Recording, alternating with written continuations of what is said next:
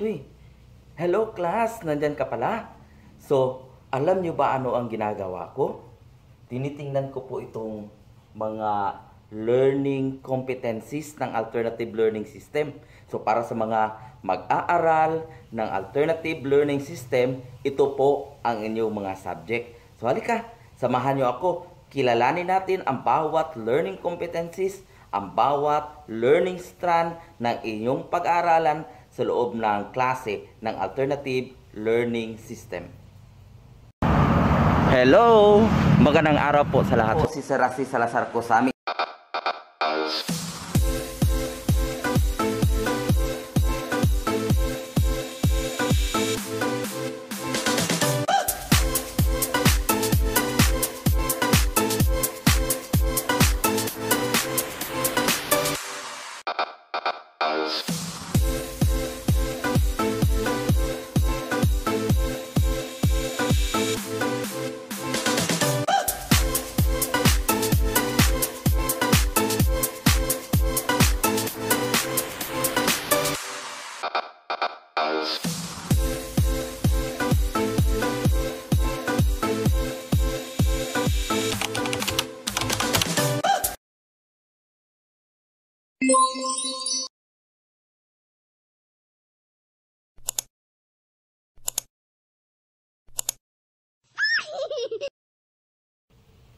Alam nyo ba na ang alternative learning system, ang kanyang competencies ay mayroong 6 na learning strand. So ito yung learning strand 1, learning strand 2, learning strand 3, learning strand 4, learning strand 5, at learning strand 6. So yan ang ating iisa-isahin ngayon. Kilalanin natin ang bawat learning strand ng alternative learning system. So, tingnan yung maigi upang inyong ma-familiarize ang bawat asignatura na inyong pag-aralan, lalong-lalo na sa mga learners ng alternative learning system. So, ang unang learning strand po na ating titingnan ay ang learning strand 1, English at saka Filipino. So, sa learning strand 1, dito po hinahasa yung tinatawag natin na communication skills. So, communication skills in English at saka komunikasyon naman para sa Filipino. Dito sa learning strand na ito, mahahasa ang iyong abilidad sa pagsulat at pag-compose ng mga sentences. So, lalong-lalo na sa English, so tuturuan ka papaano bumuo ng isang pangungusap. So, hahasain din ang iyong grammar ability. So, makatapos ang isang school year, malalaman mo at matututo ka kung papaano sumulat ng buong sentence, lalong-lalo na sa English.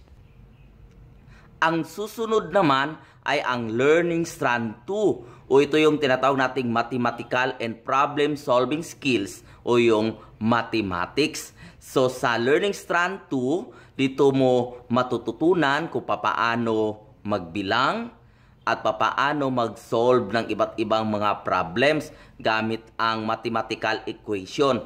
So, tuturuan ka ng inyong mga instructional manager kung papaano mag-solve dito sa learning strand 2, mathematical and problem solving skills or mathematics.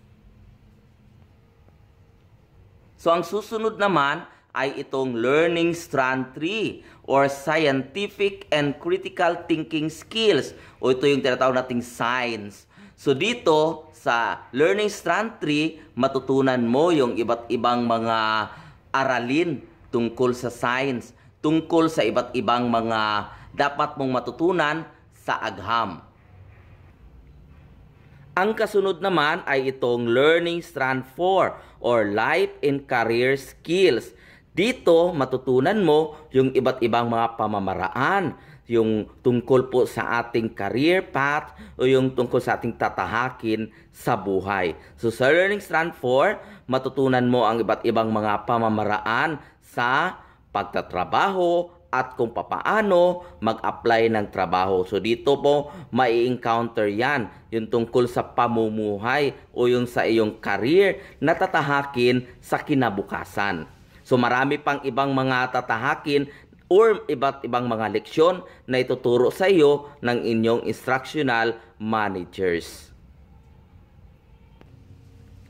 At ang kasunod naman ay ang Learning Strand 5 o ito yung Understanding the Self and Society. So dito sa Learning Strand 5 matutunan mo tungkol sa iyong sarili. So maraming mga ibibigay sa inyo na mga activities upang inyong lubos na makilala ang inyong mga sarili at ang iyong mga involvement sa komunidad. Kasi nandyan yung tinatawag nating understanding the self, so pagkilala sa iyong sarili, at saka understanding the society, kung saan ka nakatira. So ito yung Learning Strand 5, Understanding the Self and Society.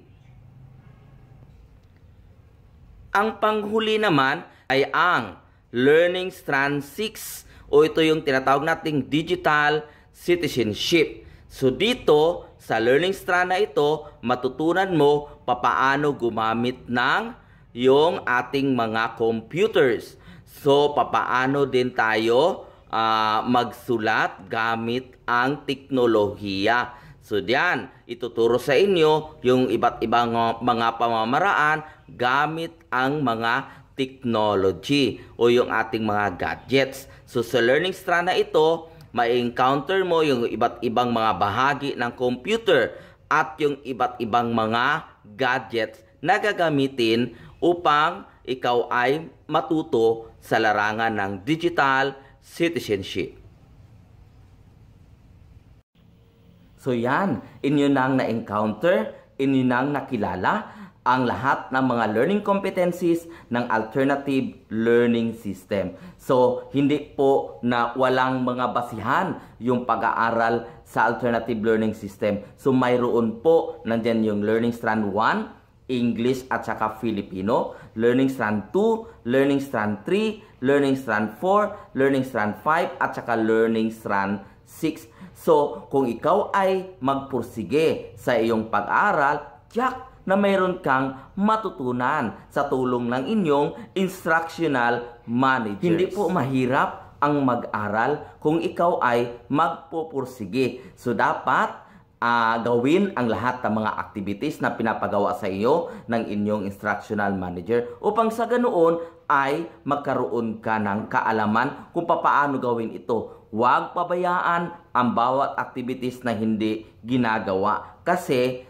tiyak na hindi ka papasa. Kung ikaw ay nahihirapan, huwag mahiya na magtanong sa iyong instructional manager. Kaya nga nandyan siya upang ikaw ay gabayan. So learners, huwag mahiya. Uulitin ko, so lahat ng mga activities ay dapat gawin upang ikaw ay mayroong matutunan. So lahat, kapag ikaw ay naguguluhan, hindi makaintindi ng madalian lamang sa lahat ng mga asignatura ng alternative learning system.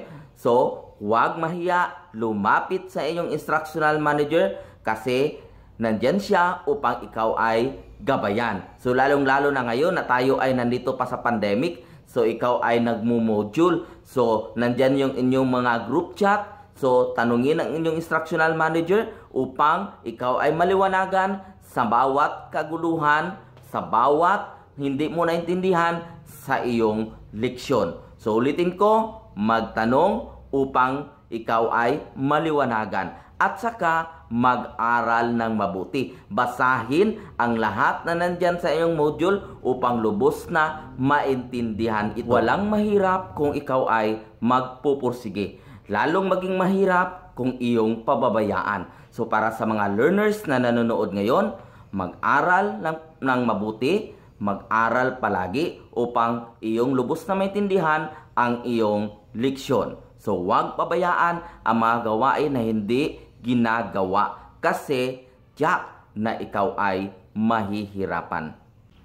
So sa inyong pong pag-aaral ay mayroon po kayong guide. So nandito po ang ating mga iba't ibang mga modules upang sa ganoon ay ikaw ay mayroong matutunan sa iyong pag-aaral sa alternative learning system. So ang mga modules po na ito ay self-directed. So una, akin pong ipapakilala sa inyo ang modules for ALS Alive level. So nandito po ang kanilang mga modules. Mayroon din tayong module para sa basic literacy. Ito po yung kulay pula. So sa pamamagitan po ng module na ito, ikaw ay mahahasa sa mga leksyon ng basic literacy. Tuturuan ka paano magsulat, paano magbilang at iba't iba pang mga pamamaraan upang ikaw ay matuto. Narito naman po ang modules for ALS elementary level. So ito po yung kulay blue. So sa pamamagitan po ng module na ito, ikaw ay mahahasa sa iba't ibang mga pamamaraan ng pagtuturo sa elementarya. So tuturuan ka, nandito po yung papaano gumawa ng mga pangungusap at iba't ibang mga leksyon sa loob ng elementarya. So nandito po ang ating mga modules.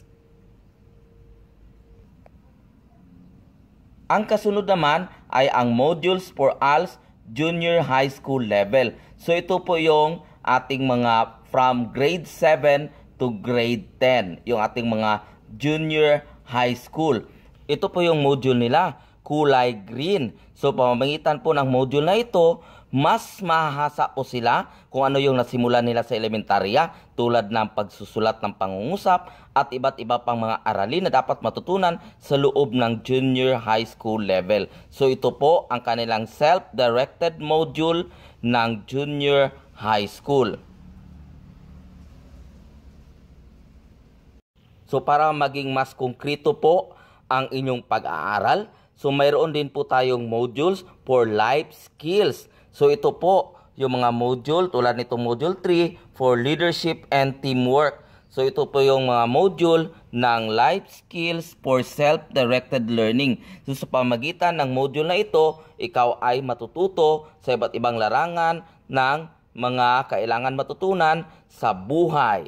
Yan sa ating magkakaroon ng iba't ibang skills. So ito pong module na ito ay sa tulong po ng USAID EDC. So maraming salamat po. So learners, so tiyak na mayroon kang maraming matutunan sa pamamagitan ng modules na ito.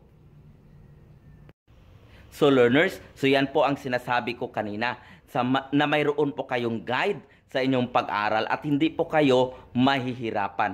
So ano lamang ang dapat gawin? Mag-aral ng mabuti upang sa ganoon ikaw ay mayroong matutunan. So kapag ikaw ay naguguluhan, lalong-lalo na sa mga iba't ibang mga modules, so huwag mahiya na magtanong sa inyong instructional managers. So ayan class, so inyo na pong narinig. Mayroon naman po kayong mga panibagong mga kaalaman tungkol sa ating vlog sa araw na ito. Ang tungkol sa alternative learning system. So para sa mga magbabalak pang mag-aral sa alternative learning system, so yan, yung lahat ng mga learning competencies na aking ibinigay sa inyo sa araw na ito, yan po ang inyong tatahakin upang magkaroon ng kaalaman para sa buhay at para sa kinabukasan.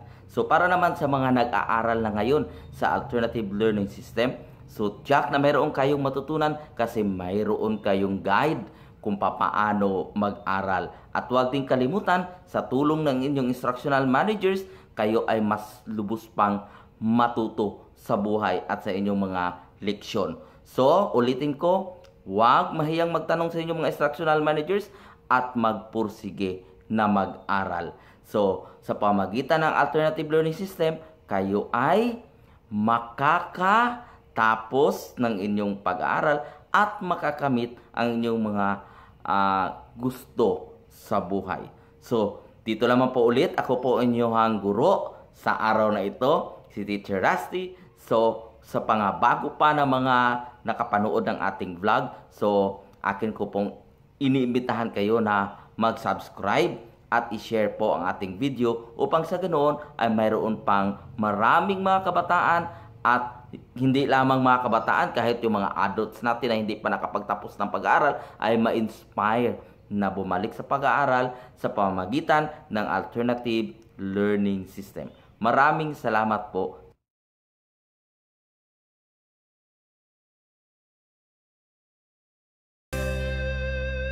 Sa mundong iyong ginagalawan, hindi mo alam ang iyong patutunguhan. Nasa iyong mga kamay ng bigyan, katuparan na ang iyong